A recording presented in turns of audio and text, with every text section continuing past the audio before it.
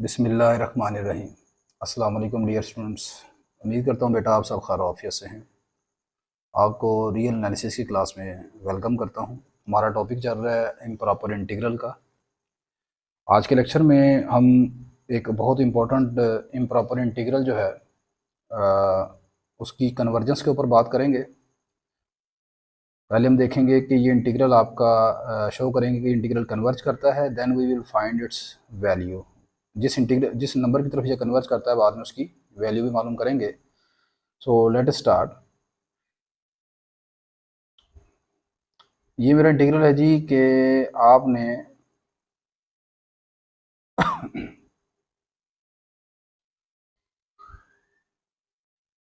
कहता है जी show that the integral 0 to π/2 log sin x dx is convergent and hence evaluate it. इसकी आपने वैल्यू भी मालूम करनी है। सबसे पहले देखें कि आपका ये जो इंटीग्रल है, ये जो अंदर वाला फंक्शन है आपका, ये आपका लेस देन और इक्वल टू ज़ीरो होगा। यहाँ पर इक्वल टू ज़ीरो भी आएगा जब आपका x जो है वो इस इंटरवल से बिलोंग करेगा, 0 की तरफ से ओपन और π/2 की तरफ से क्लोज। देखें 0 की तरफ से ओपन इसलिए है बिकॉज व्हेन x इज 0 तो sin 0 is 0, this will become log 0 and log 0 is infinity. तो लेकिन इसलिए मैंने यहाँ पर 0 को निकाल दिया। लेकिन जब भी आप 0 से π/2 के दरम्यान कोई भी नंबर रखेंगे, π/2 को शामिल कर लें, x यहाँ पर अगर π/2 पुट कर दिया जाए तो sin π/2 होता है sin 91 एंड log 1 इज़ 0। तो लेकिन इस इंटरवल में आपका आंसर जो भी होगा वो होगा नेगेटिव।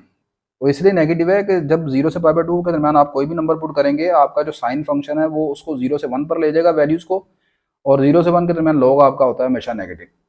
बाकी आप कैलकुलेटर का इस्तेमाल कर सकते हैं। अच्छा, अब ये सारी बात लिखने की वजह यह है कि आपको मैंने ये बताया है कि इम्प्रॉपर इंटीग्रल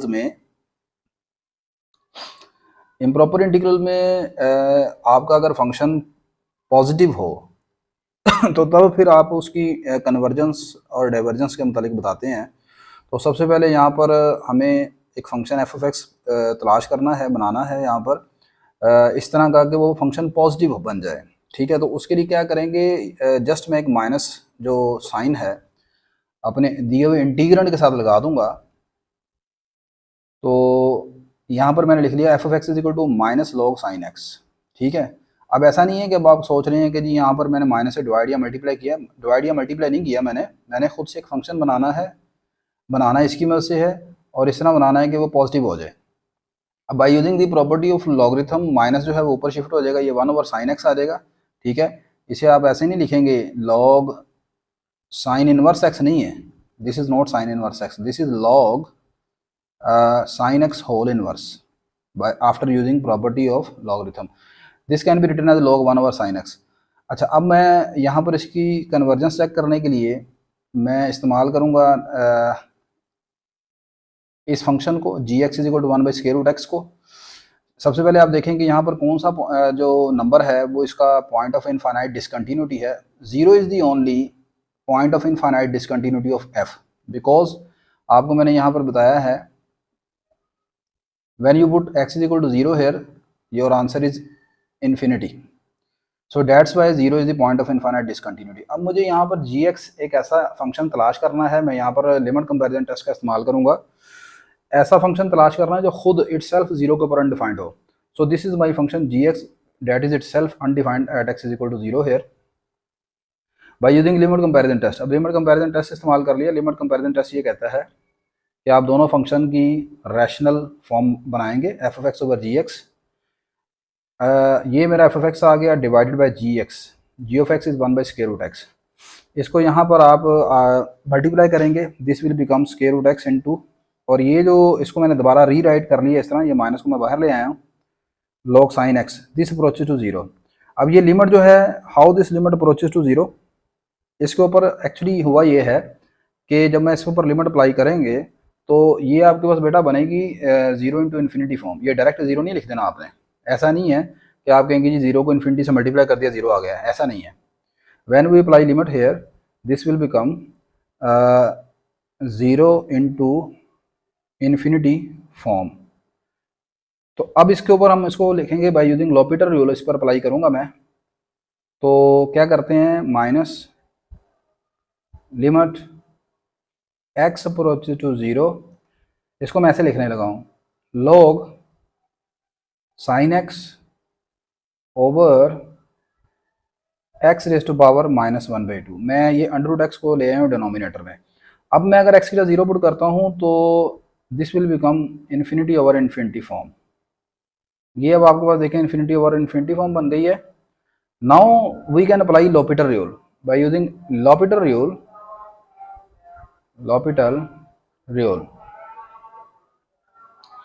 तो लॉपिटर रूल क्या कहता है जी कि by taking derivative of nominator and denominator separately we have, इसका ऊपर वाले का डेरिवेटिव ले लें, log sin x का डेरिवेटिव आ जाएगा बेटा 1 over sine x into sine का डेरिवेटिव आ जाएगा cos x divided by -1/2, x की पावर में से एक कम कर देंगे, दिस इज x की रेज़ टू पावर -3/2।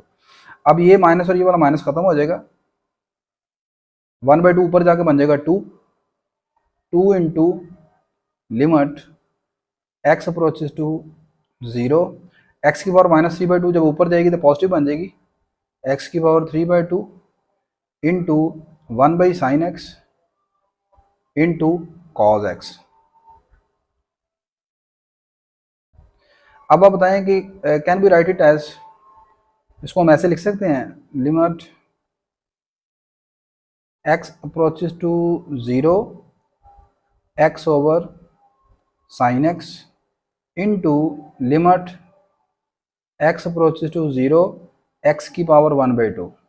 ये जो x की पावर 3/2 है, x की पावर 3/2 को मैंने ब्रेक कर दिया, x इंटू एक्स की power 1/2 into limit x approaches to 0 cos x, x over sine x की limit this is 1, when we apply limit here, यहाँ पर लिमिट आएगी तो 0 आ जाएगा और cos 0 ये 1 हो जाएगा, फाइनल लिमिट इज 0।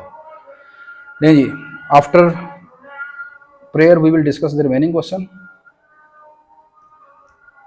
बिस्मिल्लाहिर्रहमानिर्रहीम, वेलकम बैक। अच्छा जी बेटा, हम यहाँ तक पहुँच चुके थे, हमने लिमिट कैलकुलेट कर ली, limit x approaches to f of x over g of x is equal to 0। अब हमने ये देखना है कि आपका जो डिनोमिनेटर वाला फंक्शन है, यानी ये gx, इसके इंटीग्रल का क्या बिहेवियर है, ये कन्वर्ज करता है या डाइवर्ज करता है।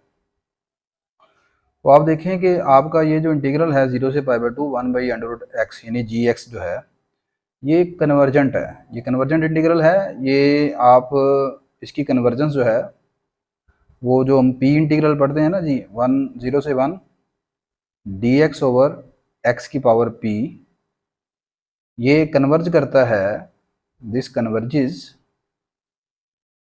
If power is less than 1। तो अब यहाँ पर जो आपके पास जो लिमिट है ना 0 से 1 इंटीग्रल, यहाँ पर आप कहेंगे ये 0 से π/2 है, वो कोई प्रॉब्लम नहीं है, आपकी लिमिट होनी चाहिए यहाँ पर फाइनाइट, बस इन्फिनिटी नहीं होना चाहिए। लिमिट 0 से 1 हो, 0 से 2 हो, 0 से 3 कुछ भी हो जाए, ठीक है, बस फाइनाइट इंटरवल ऑफ इंटीग्रेशन होना चाहिए। जब भी आपका इंटरवल ऑफ इंटीग्रेशन फाइनाइट होगा तो आपके पास ये जो इंटीग्रल है कन्वर्ज करेगा। अगर p पावर यानी 1 से छोटी है तो यहाँ पर पावर कितनी है, power is 1/2 which is less than 1, so this integral is convergent. अब जब ये इंटीग्रल कन्वर्ज करता है तो लिमिट कंपैरिजन टेस्ट ये कहता है कि अगर आपके पास इस लिमिट का आंसर 0 के इक्वल है तो डिनोमिनेटर वाला अगर इंटीग्रल कन्वर्ज करेगा तो आपका ऊपर वाला फंक्शन जो है वो भी कन्वर्ज करेगा। So by limit comparison test given integral converges, ठीक है, ये भी कन्वर्ज कर गया। अब जब ये कन्वर्ज कर गया है तो next we find the value of the integral this. अब हम इस इंटीग्रल की वैल्यू मालूम करते हैं। मैंने सपोज कर लिया, let us say that this integral is I, इस इंटीग्रल का हम नाम आई रख लेते हैं।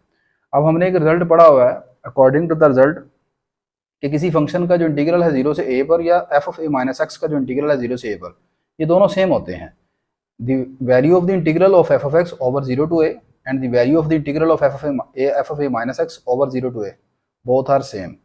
सो अकॉर्डिंग टू दिस रिजल्ट आप इसको लिख सकते हैं log sin x 0 से π/2 शुरू हो रहा है, तो ये इक्वल होगा according to this result log sin π/2 minus x, which is the difference of upper limit minus x. अब यहाँ पर आप देखें कि ये साइन π/2 माइनस एक्स जो है, sine π/2 minus x this is cos x, ठीक है। आप इस पर साइन अल्फा माइनस बीटा का फार्मूला यूज़ कर सकते हैं, तो साइन π/2 माइनस एक्स आ जाएगा कोस एक्स के बराबर। इट मीन्स आपका आई जो है वो log साइन एक्स का इंटीग्रल ये अब इसके बराबर आ गया, यानी ये दोनों चीज़ें बराबर आ गई। अब मैं यहाँ पर कंसीडर कर रहा हूँ 2i को लिख सकते हैं हम i प्लस आई। अब एक जो पहला आई है उसमें मैं ये वाले इंटीग्रल की वैल्यू लगाता हूँ और दूसरे आई में ये वाले इंटीग्रल की वैल्यू लगाता हूँ, ठीक है, because both are same, both are equal to I. तो मैं यहाँ पर अब देखें ना, अगर आपको स्टूडेंट सोच रहा है कि सर जी आपने दोनों इंटीग्रल में एक जैसी वैल्यू क्यों नहीं लगाई, तो दोनों इंटीग्रल में एक जैसी वैल्यू लगा के क्या करूंगा, ये तो है ही आई, यहाँ पर ये 2 टाइम हो जाएगा, फिर ये भी ये सेम हो जाएगा ना। अगर दोनों जगह सेम लगाऊंगा तो ये डबल हो जाएगा, फिर 2 से 2 कैंसिल कर देंगे, तो वो कोई लॉजिक नहीं बनती, ठीक है। तो मैंने एक आई की जगह साइन वाला इंटीग्रल यूज़ किया और दूसरे आई की जगह कॉस वाला इंटीग्रल यूज़ किया। अब दोनों इंटीग्रल को इकट्ठा कर लेते हैं by adding these two integral we have log sin x plus log cos x। यहाँ पर हम log की प्रॉपर्टी यूज़ कर रहे हैं। log की प्रॉपर्टी आपने पढ़ी हुई है, log m plus n is equal to log m into n। अगर दो लोग ऐड हो रहे हैं इस तरह, तो आप इन दोनों लॉगरिथम को मल्टीप्लाई कर सकते हैं। तो ये दोनों लॉग को हमने मल्टीप्लाई कर दिया, ये आ गया sin x cos x। अच्छा जी, अब यहाँ पर देखें ये स्टेप कैसे आ गया। इस sin x cos x को by using double angle identity इसको 2 से मल्टीप्लाई कर लेते हैं, तो ये आ जाएगा 1/2 2 times sin x cos x, 2 से डिवाइड 2 से multiply, this will come 1/2 sin 2x, ठीक हो गई बात। अब यहाँ पर है log, so this is equal to log sin 2x over 2। इसको हमने ऐसे लिख लिया by using property of logarithm for quotient. इसको ये आ जाएगा ऊपर वाले नोमिनेटर का log माइनस log ऑफ 2। अब इसके ऊपर आप अप्लाई कर देंगे इंटीग्रल, ये इंटीग्रल लैदा कर दें और इस पर इंटीग्रल आप लैदा कर दें। log 2 इज कांस्टेंट, इसको हम बाहर निकाल लेंगे आउटसाइड द इंटीग्रल, तो बाकी रह जाएगा dx की इंटीग्रेशन होगी x, तो उसके बाद लिमिट अप्लाई करेंगे, ये आ जाएगा -π/2 log 2। अब मुझे मालूम करनी है इसकी value. Now we solve this integral. अब इसके लिए मैं यहाँ पर सब्स्टिट्यूशन करने लगा हूँ। यहाँ पर मेरे पास एंगल है 2x, मैं इसको z के इक्वल पुट कर लेता हूँ by substituting 2x is equal to z। अब दोनों तरफ आप डिफ्रेंशिएशन कर लेंगे, तो ये आ जाएगा dx इज इक्वल टू, और 2 को ला के डिवाइड कर दें, हाफ dz आ जाएगा। Last integral becomes after substitution. अब ये तमाम वैल्यूज अपने इंटीग्रल में पुट कर दें, और दूसरी बात ये है कि लिमिट ऑफ इंटीग्रेशन भी चेंज हो जाएंगी when x approaches to 0 z approaches to 0। जब आपका x यहाँ पर 0 को अप्रोच करेगा, this is 0, then z approaches to 0। When x approaches to π/2, जब आपका x π/2 को अप्रोच करेगा तो z किसको अप्रोच करेगा, यहाँ पर x की π/2 पुट करेंगे, your z approaches to pi. So your new limit of integration are 0 to pi for variable z। तो अब आपके पास ये this is my last integral that can be written as, इसको हम ऐसे लिख सकते हैं 1/2 कहाँ से आया, 1/2 ये है बेटा, इसके साथ था dz के साथ, तो इसको मैंने 1/2 को बाहर शिफ्ट कर दिया, 1/2 बाहर आ गया, ये log sin z हो गया, dz आ गया। तो अब यहाँ पर this is the definite integral, this is my definite integral. Definite integral में आप जानते हैं अगर आप वेरिएबल को रिप्लेस कर दें, तो वेरिएबल को चेंज कर दें, तो उससे कोई फर्क नहीं पड़ता, ये z का इंटीग्रल हो डेफिनेट या x का इंटीग्रल हो, बोथ आर सेम। तो 1/2 0 to pi log sin x आ गया। अब यहाँ पर मैं एक रिजल्ट इस्तेमाल कर रहा हूँ, सिंस साइन x जो है वो साइन पाई माइनस एक्स के बराबर होता है, साइन x और साइन पाई माइनस एक्स बराबर है, by using the theorem which can be stated as. आपने एक रिजल्ट ये पढ़ा होगा, if f of 2a minus x equal हो f of x के, देन ये जो इंटीग्रल है 0 से 2a f of x d x, इसको हम ऐसे लिख सकते हैं, ऊपर वाली लिमिट जो है वो सिंगल हो जाएगी 0 से a, और ये इंटीग्रल डबल कर देंगे हम कब, जब ये रिजल्ट होल्ड करता हो। तो आप यहाँ पर देखें कि ये जो अंदर वाला फंक्शन मेरा साइन एक्स है, अगर इसमें से मैं लिमिट को माइनस करूँ, यहाँ पर देखो 2a कौन है, अपर लिमिट, यहाँ पर अपर लिमिट कौन है, पाई, लाजमी नहीं कि ऊपर 2 पाई हो, आपका जो भी ऊपर अपर लिमिट है, अगर अपर लिमिट में से वेरिएबल को माइनस करें और दोबारा फिर वही अंदर वाला फंक्शन आ जाए, तो ऐसी सूरत में आप इस रिजल्ट को इस्तेमाल कर सकते हैं। तो according to this theorem the last integral in 2 can be written as, तो ये इस इंटीग्रल को मैं मल्टीप्लाई करूंगा 2 के साथ, ये 1/2 पहले का लिखा हुआ है और लिमिट हो जाएगी हाफ आपके पास π/2। देखें यहाँ पर लिमिट जो है वो हाफ हो जाती है और इंटीग्रल डबल हो जाता है, सही है। तो ये बाकी अंदर कुछ नहीं चेंज होगा। अब आप देखें 2 से कैंसिल हो जाएगा, 0 to π/2 आ गया। अब ये कौन है, दिस इज इक्वल टू आई, ये आपने आई सपोज किया था, यही था ना log sin x 0 to π/2, this was I, ये आई के इक्वल आ गया। अब इसका मतलब इस इंटीग्रल की वैल्यू किसके बराबर आ गई, आई के इक्वल। इसको रिवर्स आई क्वेश्चन नंबर 1 में पुट करते हैं। जब क्वेश्चन नंबर 1 में पुट करेंगे, क्वेश्चन नंबर 1 कौन सी है, ये मेरी क्वेश्चन नंबर 1 है, तो इसकी जगह हम क्या पुट करेंगे, दिस इज इक्वल टू आई है, ये आई के इक्वल आ गया बच्चों। तो ये आपके पास आ जाएगा बेटा 2i is equal to I minus π/2 log I, I को उधर माइनस कर देंगे, ये आ जाएगा i is equal to minus π/2 log I, hence the value of the given integral is minus π/2 log 2। ठीक है, तो आई होप कि आज का क्वेश्चन बेटा आपको समझ आया होगा। क्वेश्चन आसान है लेकिन इम्पोर्टेंट है, थोड़ा सा लेंथी था। उम्मीद करता हूँ कि आपको वीडियो अच्छी लगी है। कोई चीज़ फिर भी नहीं समझ आई तो लाजमन मुझे आप बता सकते हैं, इंशाल्लाह हम दोबारा फिर डिस्कशन कर लेंगे। अपनी दुआओं में याद रखिएगा। इंशाल्लाह नेक्स्ट लेक्चर में आपसे दोबारा मुलाकात होती है, तब तक के लिए इजाज़त दीजिए जी, अल्लाह हाफिज़ जी।